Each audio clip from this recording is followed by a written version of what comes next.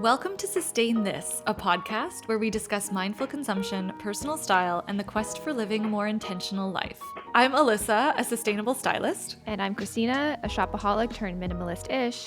And I'm Signe, a color consultant and slow fashion style coach. Together, we will unpack the nuances of what it really means to be a conscious consumer and find more joy in what we have right now. So grab your tea, your coffee, or whatever floats your boat and join us in the conversation. Let's go! Yay! Yay! We've got an interesting episode today.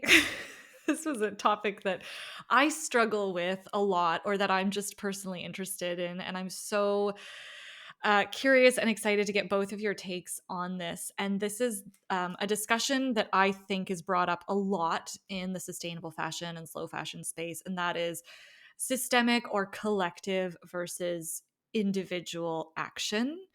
I think before, at least when I entered the space, probably when all three of us were in this space, it was really focused. There was a really big focus on conscious consumption. There was a huge onus on the consumer. Like, we have to recycle.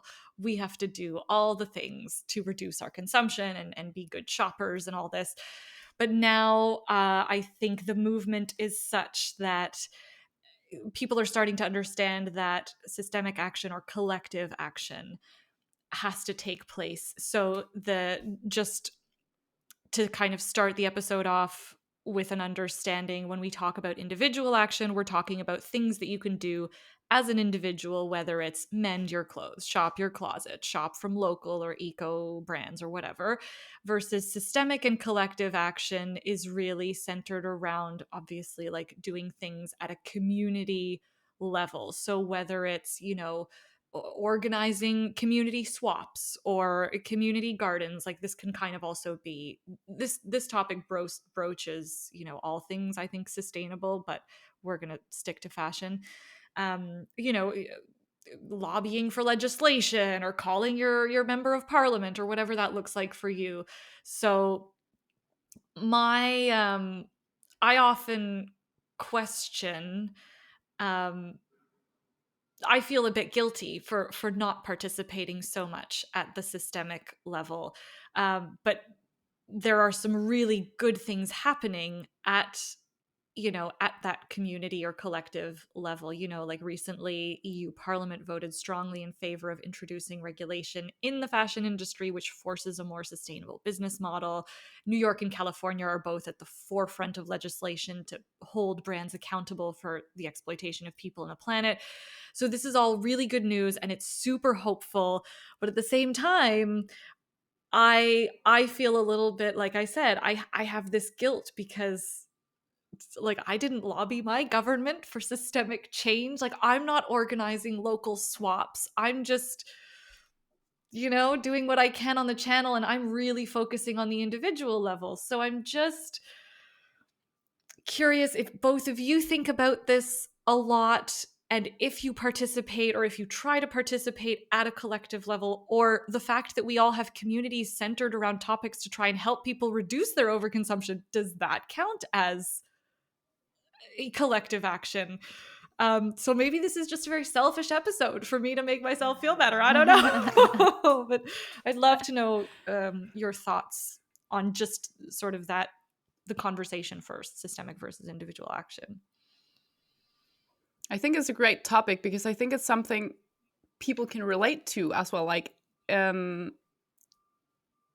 I think especially like when you want to start making more sustainable choices, like generally also in terms of like fashion and style, but also just the way you consume generally and how you like recycles, waste and stuff. I think when you get into it, I think many people will reach this level of also being a little bit exhausted at some point, or like start questioning, does it even have an effort, and is it even working, and like what difference is it even making? So I think it's a really good and really important topic. I totally understand what you feel. I think, well, without without individual action and individual interest, I would say I think it starts with being interested and being curious. Systemic action and the way you define it wouldn't happen. But I also think that I really feel strongly that the individual takes a lot of flack, and I think the responsibility is put Mhm. on individual choice so much that Uh-huh. I think, you know, there's still, and I understand, there's individual consumption and then us as a collective of billions of people on this planet consuming, like the individual action can have a snowball and does have a snowball effect Mhm. globally with, trash and landfill and carbon emissions and all that stuff. But can we not forget that there's corporations that are contributing to this production and this Mhm. pollution? And I think the party line is like, oh, well, without demand, there would not be supply. But I would say that as individuals, we have so much working against us when it comes to how that demand is put on us to consume, like through marketing, through societal pressure, all these different things. So I think, yes, individual action matters, but it's definitely at a higher level than the individual, in terms of the impact I think that's happening globally and in the fashion industry. Yeah, Mm. I think that's such a good point. I think both of you made some really good points, like Sina, that the interest of being a conscious consumer can be a jumping off point to finding out more about, okay, how do I get involved in this kind of thing? And then Christina, your point about the heavy burden placed on consumer choices, 100%. I think they have to kind of go hand in hand. Um, and I remember when I started the channel, I was like delusional enough to be like, to think like, well, if enough of us reduce our like if enough of us change our habits, then the economics of this whole thing have to change. Like the demand will go down and businesses are going to have to just change their model. Um, but to your point, we often forget that corporations are huge players in the game of overproduction, and it is incredibly hard as consumers to say no, like thank you, but no thank you. You also have to be responsible. And I Mhm. think it's like, I think it can get very easy to think, okay, but this is like a giant corporation. Like, how do I make a difference to H&M? Or how do I make a difference? Like, I'm just one person. So do we give up more easily when we look at it from the lens of I'm just one person, I'm just this Mm. Yeah, individual? I bought my metal straw and replaced all my plastic ones. They're done. Yeah, Nice. that kind of mentality. Yeah. Yeah. Right. Yeah. Yeah. I think, yeah, it can definitely be an excuse to give up. Like you say, like, does it turn into like an excuse to give up because it's like, or I think it potentially could turn into an excuse to not do anything if you focus too much on systemic action. So I think it's really like Right. a balance that you need to keep up with. Because I think it's also something about personal values and what makes you feel good Mm. and the way that you consume, like what is connected to your values, like what kind of like what is a good purchase to you. And I think, yeah, that's definitely easy to forget if you focus too much on systemic change. But then I totally agree with what you said. At the same time, there's like a bigger, I think one of you referred to it as a bigger beast that we need to to kind of think about too, in that whole yeah, in order to really like change the fashion industry. Like it can't all rely on the individual consumer.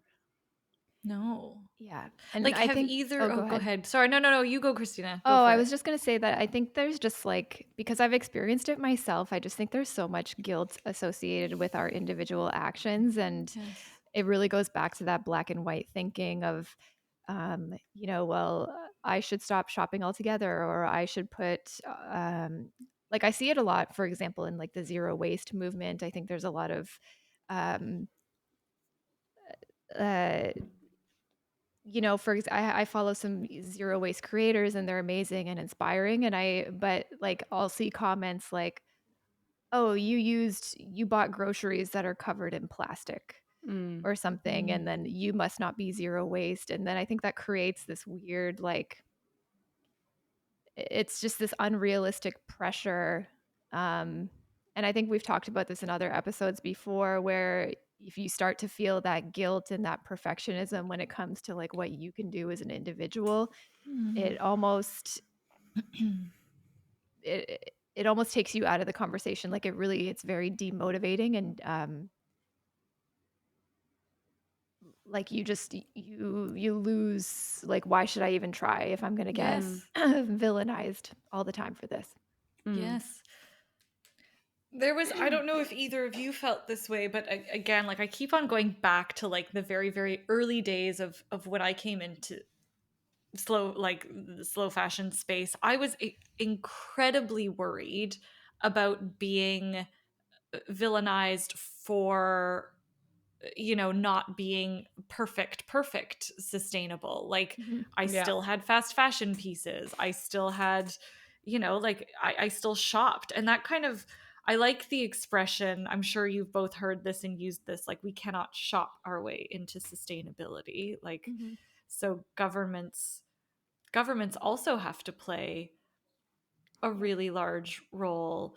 Like, have either of you ever like contacted a brand and been like, "Hey, where are your things produced?" Or have either of you called your, local member of parliament and been like, "I disagree with this." Like, how I've only done it actually, like I've only ever called my MP and stuff about other environmental issues, but never about fashion, which I find odd. I will say no. And for me, I'm just I'm I wish I was more, but I'm not that much of an activist. I don't Yeah. know. And I think there's people that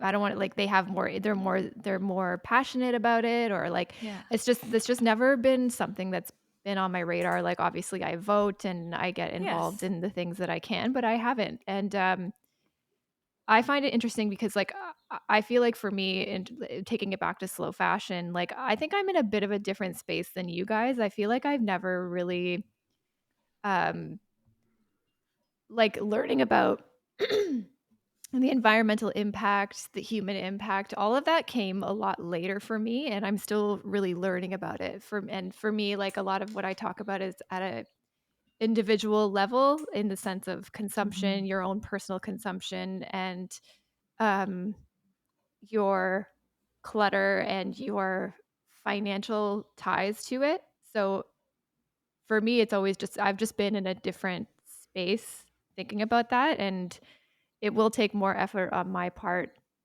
to get to learn more about it and get interested and get involved. So that's some work that I have to do personally. But I will admit that yeah, it's just something I Same. haven't thought about, to be Mm. honest. Like Yeah. Yeah, Yeah. yeah. an Yeah, I've been option the that I didn't same. know was there. Um, Yeah.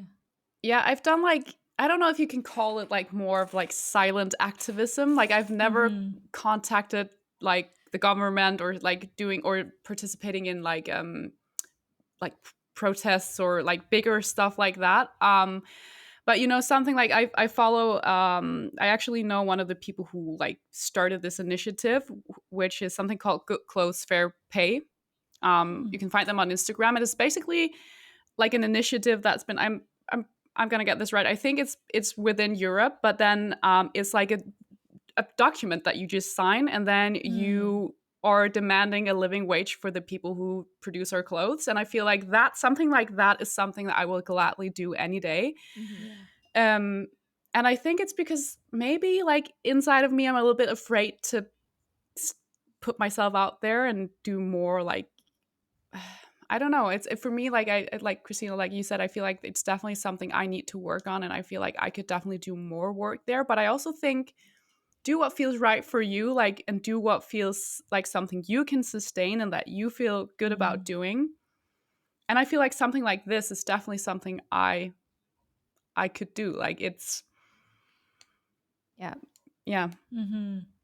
I'm the same. Like I said, I haven't contacted my local government or anything about anything like fashion related. I've definitely signed, like the pay up campaigns and all of those things, which I guess in a way it's it's an individual action, but it's also kind of like it's part of something at the community level because you're like joining a group kind of thing. Mm. Um, so I Yeah, it takes individual involvement and interest to grow that into a collective. yeah. Yeah. And I know that you just said before, Alyssa, that we can't consume ourselves to a more sustainable or ethical like fashion industry, which I completely agree with. But I think like sometimes, like a brand like People Tree, for example, which is like good to the Mhm. core, like they do so much good Yes. and they help like communities, and that there's just so many good things linked to their brand Their and the work. fact, yeah, and to their work, the fact that they actually produce clothes, where I feel like, supporting a brand like that is also a way, like, again, we cannot, Huge. like, if you buy new clothes from them every single month and you end up not wearing them, then no. But if you buy something from an ethical brand to support, like, the idea of a more sustainable fashion future, I feel like that's also a form of activism. Yes. This is like voting with your dollar and like wearing your values kind of, right? Yeah, yeah, exactly. Yeah. I think Yeah, I do think it comes down to perhaps knowing your values as a consumer because you can have so many. And then just if you know that you're shopping within your, and I've talked about this several times, like the world of, like, I think one way to maybe not feel that guilt and not spiral into the like, well, I can't do anything, so I'm just going to shop at, Shein or whatever. It's like if you shop your values, I think you can have, like, if you choose maybe two or three that are important to you within the sustainable space, whether it's, longevity or secondhand or local or whatever, then you're able to stay true to yourself and authentic, and you're kind of like doing your bit, and like you said, to your point, Sina, like you're supporting in some way a more sustainable fashion future Mm, through your purchase. Yeah, yeah. I think so. And I think doing that with a certain level of leniency, because you can't, like, sometimes you just can't. Yes. You can't hit all the values, all the nails on the No. head Mm, every time. Um, and I think everybody's just doing their best with the resources and what they have. Yeah. But in terms of just like, I think with that, shopping at an individual level and centering ourselves as the individual, like, again, going back to, there's just so much stuff and things vying for our attention. And Mhm. part of me is like, yeah, me as an individual, part of me does kind of think that way sometimes. Like, what impact do I have? Like, Mm. I haven't flown on a plane in how long, but, billionaires on private jets, like mm, people flying around the world multiple times a year in their private jet. Like, my contribution versus someone else's in a very different tax bracket than me is like, Mhm. it's just so different. So I think it's like you can't compare you and your actions as an individual to the global, like, to the bigger picture sometimes. But I think it's mm. very easy to do that in the sense Yes. of Oh, like, oh, I that's bought a well plastic water bottle, or I bought something from Zara, or whatever it is. It's like, said. Yeah. big picture, I don't know how detrimental that is. I guess it's much more nuanced, obviously, Mm. than what I Totally. could even fathom. Yeah. I Yeah, think because that's a like, really good oh, point. sorry. No, go Yeah, ahead. You go ahead. yeah, I think you said that in our previous episode, Alyssa, that sometimes if we're speaking fashion, what we wear can even it can become that conversation starter. Mhm. So even though like we're doing that form of activism, or we're doing that work for ourselves and with the decision we make in order to become more sustainable with our choices, like it will spread to friends and family, and it will become something you talk about and that you have a conversation about. So I feel like it can definitely, like, even though it's something you do for yourself, it can potentially spread to like your Yes. surroundings as well. Totally, yeah. And Yeah. I have another thought regarding this is like, again, as an individual doing your best, like for example, if you're vetting a company that you decide you want to buy from and you like their values, like sometimes those companies don't even know what's going on in their own factories because like Yes. that reporting isn't transparent. Mm. They're not there every day. Like you don't really get the full picture as much as even this brand is trying to do their best. Like it sometimes it's Mhm. just like you can only do so much. You can only use the information that you have, and sometimes that's not always what we have. That's why greenwashing is a problem and why people feel so like played Wary. by it. Yes. Um so Yeah, I yeah. feel like there's so many brands you can look up on Reddit and just like type, is X Mm. brand ethical? Mhm. Even when they claim they are, like, it's, yeah, people are just tired of being like lied to. Yeah. Bamboozled. Mm, I guess there's just so much we don't know. I don't Yeah. it's hard. It's hard mm. to because the pressure is on us. We feel the pressure to make as perfect of a choice as possible, but it's just so like again, the nuance is like it's hard to I can't even wrap my head around it, man. Like Yeah. Mm. That's a really good point, Christina. It's like, how, as a consumer, are we supposed to make a perfect choice when the majority of brands aren't even doing it, quote unquote, yeah, perfectly in the exactly. first place? Like, Yeah. how do you guys feel about those? Like, there's a lot of these like third party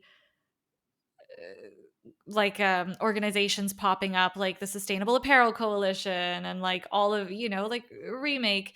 Do you look to them for, do you use them ever to like vet certain brands, or do you feel like there's value in those organizations for you as a consumer when you're trying to make a choice? Yeah, I've used Good on You, the app, which, Mm-hmm. I have a friend again who works in like the systemic, I don't know how you say, like the systemic fashion industry, and she knows, like, she's written some great articles on her blog. Sadly they're in Danish, but yeah, for me they've been really inspiring. And she wrote like an article at some point about, Good on You, or it was an Instagram post, I think, and like the nuances of the way they sometimes Apparently they're hard to please, I've heard. yeah, and it's like there are like some nuances there that get lost somewhere in the way they rate the brands. And then there's just the fact that there are a lot of brands who are not even like represented within the app, so sometimes you can't really do the entire research. But I've used that app a lot in the past, and sometimes I still will. Yeah. But sometimes I also just do it, again, a simple Google search, and then people on Reddit Mm. will have a conversation, or you can read an article. But it's not. I mean, yeah, like you just said, Christina, like the nuances, it's so hard to get at to Yeah. the bottom of it sometimes. And I feel like for me, I've definitely reached a level now where, of course, I'm trying my best, but I'm not trying as like to be as perfect as Perfect. I maybe was when I started back in 2016. Like, just to refer back to what you mentioned, Alyssa, that at that time I felt like it was so scary to put yourself out there and Yes. be like, I'm a sustainability advocate and I talk about sustainable fashion, and people would just like, you would get all these like almost this backlash sometimes if you weren't Yes. Perfect. perfect. Whereas I feel like now we've definitely reached the level where people are being more kind to themselves, and Mm-hmm. like generally being more kind in the process, because we've learned now that it's hard to be perfect. Like, Yeah. you can't be Yeah. perfect. Just more I Yeah. think there's more realistic Yeah. More people are realistic. That's a being more really good point. realistic about it. Yeah. But like going back to, having to use Good on You and these third-party certifications, Google, Reddit, like why do we have to work so hard when we want to buy something? Why is that Mm, information so hard to find? yeah. Oh, that's a really It's just good like question. again, Yeah. it's just another thing working against you. First of all, we don't have all of the information. We don't have the access. Information could be potentially being withheld that we don't know. So it's just like, yeah, Mhm. cut yourself some Yeah. slack as an individual. It's Yeah. funny. And it's funny that I find it's fun, like ironic that I've been thinking about this because again, like when I started the channel, it was primarily for people who was like, we don't have the time or the wherewithal or the knowledge. Like, just use what you have. It's literally the most simple solution to being Yeah. sustainable. Like, just Yeah. just use Yeah. what you've got, do what you can. But I guess it's like the more you learn about the negative impacts, it becomes harder to ignore. But I like the reminder. I think we all need to be served a reminder that it's like, just do your best. Do your best. It's, you can advocate by just wearing the clothes that you have and sharing about why you love re-wearing them. Like, even that in itself is a piece of its advocacy, and it's a really beautiful thing. So It is. And like using what you have in our world and the social media and the exposure and marketing and pressures that we are exposed to every day, using what you have is harder than it sounds. it's like It a really radical is. thing. Yeah, It's like a little rebellion, little it act of is. rebellion. I think this It is is. like something in I'm not, I don't want to jump ahead, but in our next episode, I think that's something we're going to be talking a lot about, like how it, with social media and trends on social Yeah. media, why it's still so, like, to this day, it's still so hard to just use what you have, which is sad that we've not really Yeah. come that far. Yes. And I wonder if that's also part of the reason why, like, legislation and all this stuff is hard to pin down, because this is such an ambiguous thing. Like, the supply chain is so massive now, and it's like, well, what if everyone just used what they have? What it's almost like you need an entire change in the cultural zeitgeist to happen, and like that's not gonna happen. So it's Yeah, because if consumption stopped, then your economy would crash and well, all that stuff exactly, too, and that's so. just never gonna happen. So like, we just have to work within the environment that we currently have. But okay, this has been really interesting. I really appreciate y'all your points.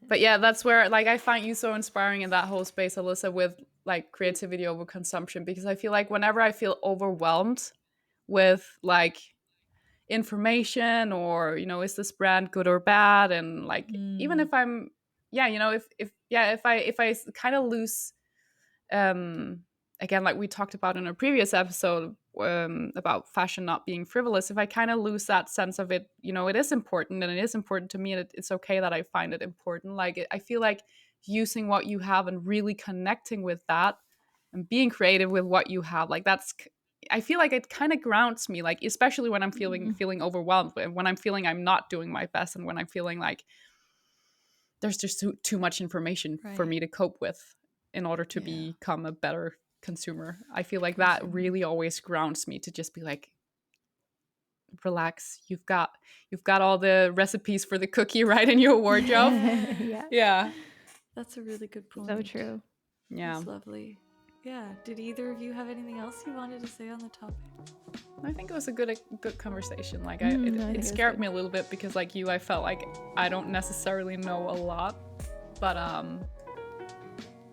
think there's some good points. Thank you so much for joining in our conversation this week. If you're enjoying the show, we'd love it if you subscribe to the podcast on Spotify and Apple, and leave us a rating and review. It's one of the best ways to support the Sustain This podcast at zero cost to you. We're also a community-led podcast, so if you have any questions for us, topic requests, or even guests you want to hear from, please send us a DM on Instagram at sustainthis_podcast. We read all of our comments and look forward to hearing from you. We hope you join us again next Tuesday, where we'll talk about so much more than clothes. Ciao!